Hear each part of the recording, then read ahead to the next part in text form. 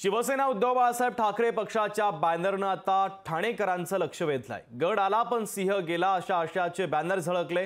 ठाण्यातील चंदनवाडी शाखेमध्ये हा बॅनर आता झळकलेला आहे आणि याच बॅनरनं आता ठाणेकरांचं लक्ष वेधल्याचं पाहायला मिळत आहे। हा बॅनर देखील आपण पाहतोय, गड आला पण सिंह गेला असा उल्लेख या बॅनरवर करण्यात आलेला आहे। ठाण्यातील चंदनवाडी शाखेमध्ये हा बॅनर लावण्यात आला आहे।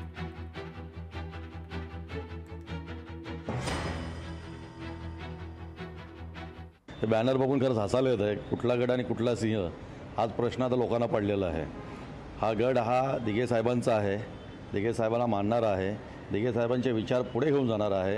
हा गड बाळासाहेबांच्या विचाराचा आहे, बाळासाहेबांचे विचार पुढे घेऊन जाणार आहे आणि ज्यांनी दिघे साहेबांचे विचार, बाळासाहेबांचे विचार पुढे घेऊन गेलेले आहेत त्या एकनाथ शिंदे साहेबांचा पण हा ठाणे गड आहे।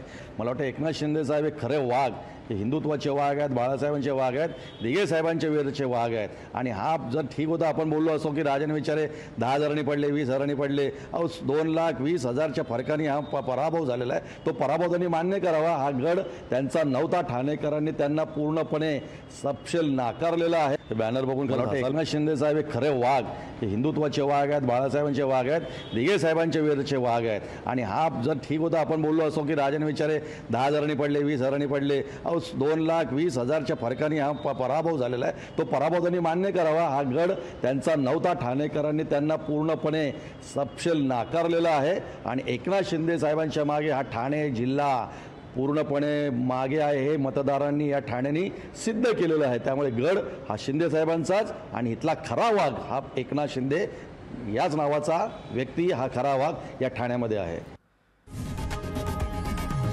लोकशाही मराठी ऐका, पहा, जागरूक रहा।